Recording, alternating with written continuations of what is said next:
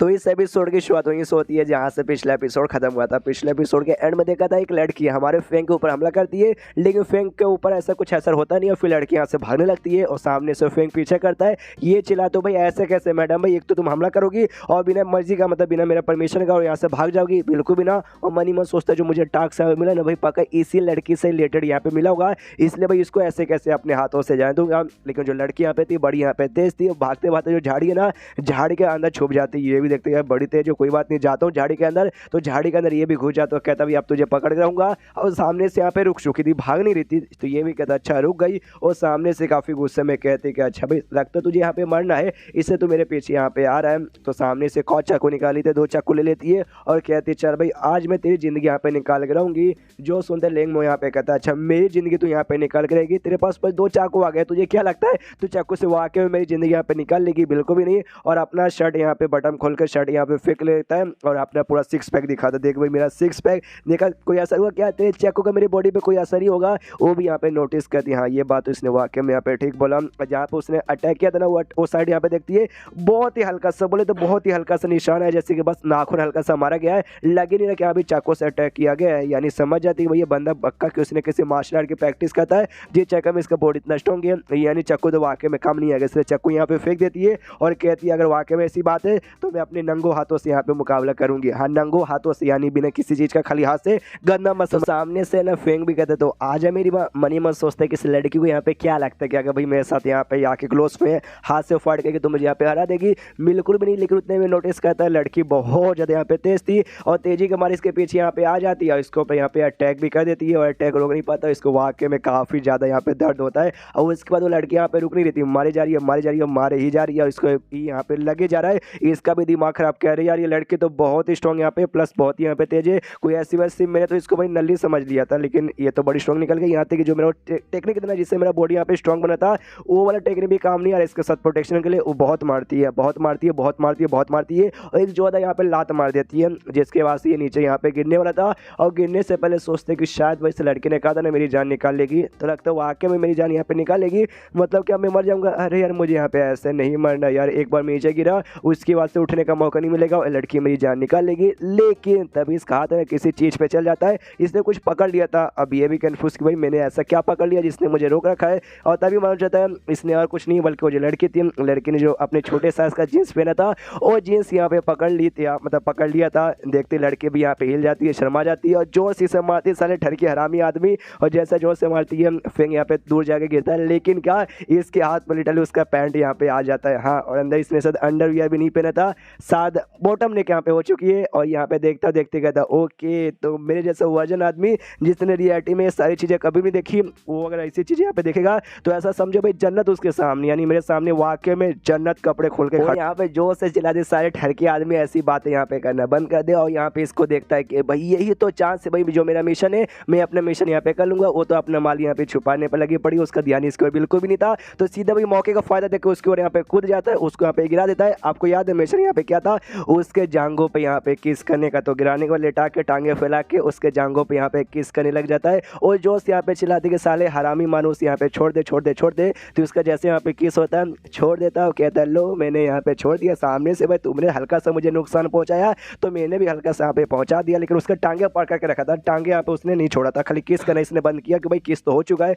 वो पूरा एकदम मतलब डरे जा रही है, शर्माई जा रही है, उसको लग रहा है कि हमारे साथ जबरदस्ती करने वाला है। तो यहाँ पे उसे फेंग कहता है देखो तुम्हें यहाँ पे कोई गलत फैमिली हुई है, मैं तुम्हारे साथ वो सब यहाँ पे करना नहीं चाहता, बस मैं किस करना चाहता था, जो मैंने यहाँ पे कर लिया उसके पीछे का भी एक छोटा सा रीजन है। तो भाई भगवान से दुआ करता हूँ कि तू सामने से मुझे यहाँ पे उसके बदले कुछ भी नहीं बोलेगी।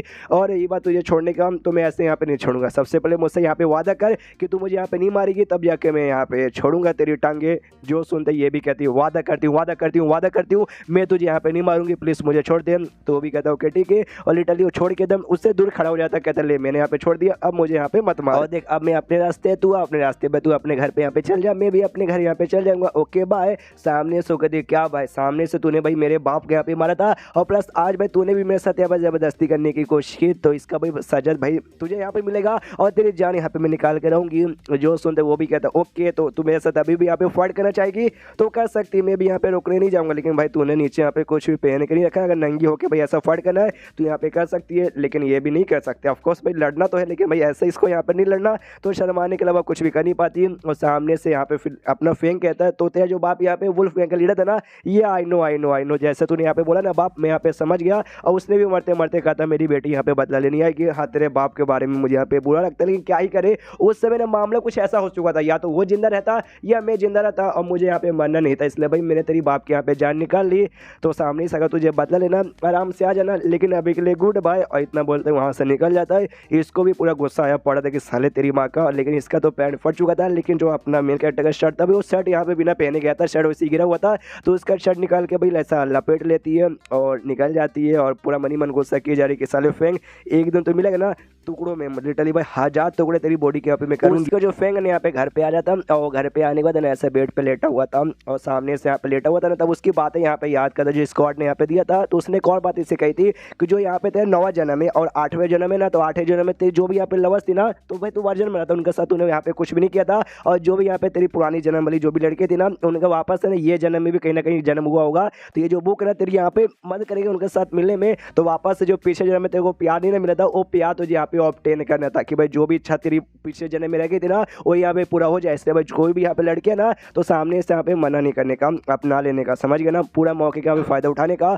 और ये जो लड़की यहाँ पे थी ना डुआन शियान, हाँ सामने से ये वाकई में उसकी एक लवर यहाँ पे हुआ करती थी, जो पहली लाइफ थी ना, पहली लाइफ के यहाँ पे वो लवर थी। तो सामने से ये भी देखता है जो भी लाइफ की लवर से ना सबका प्यार ऑब्टेन करने का इसको यहाँ पे मिशन मिलेगा। जैसे वो सामने यहाँ पर आएगी तो सामने यहाँ पे पिछले गई थी और प्यार ऑब्टेन करने का भी मिशन मिला था। लेकिन कैसे, मैंने कभी भी ये नहीं सोचा था भाई वो और किसी के बल्कि गैंग के लीडर के यहाँ पे बेटी होगी। सामने से वो मुझे एकदम ठरकी हरामी आदमी समझती है, प्लस उसके बाप का किलर, तो मैं उसका प्यार यहाँ पे कैसे ऑब्टेन करूंगा। अरे यार ये काम तो यहाँ पे बहुत ही ज़्यादा मुश्किल है, क्या करूँ। और सबसे पहली बात है ना, कौन से जन्म में मेरी यहाँ पे लवर थी भाई, मैं चेक करता हूँ तो यहाँ पे लिख के आता है पहले लाइफ में। तो ये भी सोचता हूँ कि तो पहले लाइफ में, second life, third life, fourth life, fifth life, ये सब का यहाँ पे कोई भी आइडिया नहीं है। लेकिन सामने से बुक मुझे ना करंट लाइफ को, यानी जो नॉर्मल लाइफ है ना, इसके बारे में कुछ ना कुछ बताएगा। पक्का मेरी दोस्त होगी भाई ये लाइफ वाली है। लेकिन जैसे यहाँ पे चेक करता है तो और कोई नहीं बल्कि बाई, हम बाई भाई वो जो लड़की यहाँ पे थी उसके यहाँ पे नाम आया था। ये भी हिल जाता भाई, ऐसे कैसे हो सकता है भाई, इसको तो मैं स्कूल में खाली जानता हूँ, खाली इसके बारे में थोड़ा इन्फॉर्मेशन मुझे मालूम है।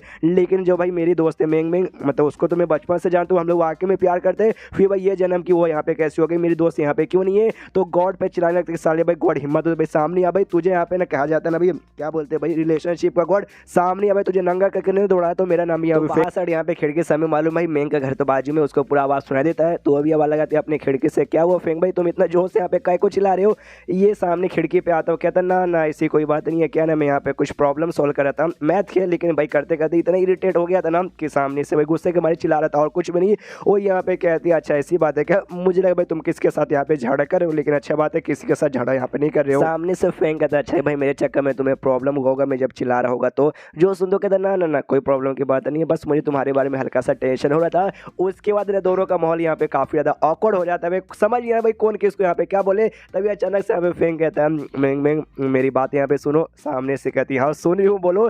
सामने से पूछते क्या हम लोग हमेशा यहाँ पे साथ में रहेंगे ना, तो एकदम शर्मा जाती है, नर्वस हो जाती है, कह रही है तुमने अचानक से ये सवाल यहाँ पे काय को पूछ लिया। जो सुन रही ये कहता है यार वो सारी बातें छोड़ो, बस मुझसे कहो साथ में रहेंगे ना। वो कहती है हाँ हम लोग पक्का यहाँ पे साथ में रहेंगे। तो ये भी यहाँ पे खुश, वो भी यहाँ पे खुश। सामने से फिर कहती है हाँ लेकिन उससे पहले तुम्हें खुद को यहाँ पे साबित करना पड़ेगा। और इनके खिड़की के बीच में बेसिकली लकड़ी यहाँ पे लगा दिया गया था, जिस चक्कर में एक दूसरे को देख नहीं पा रहे थे, बस आवाज़ यहाँ पे जा था, जो कि ऑफकोर्स भाई मेंग के बाप ने यहाँ पे लगाया था। तो मेंग कहती है हाँ लेकिन उससे पहले जिंदगी भर का साथ में यहाँ पे हमें बिताना है, मतलब बिताना ना अपनी लाइफ, तो भाई ये लकड़ी हटवाना पड़ेगा, तुम्हें मालूम है कैसे हटाना है। जो सुन रहे कहता हाँ ये बात तुमने ठीक बोला, ये हटवाना पड़ेगा। तो सामने से मैं पूरी यहाँ पे कोशिश करूँगा ताकि भाई एग्जाम में अच्छा मार्क्स आ जाए और तुम्हारे अब्बा जान ये यहाँ पे हटा दे।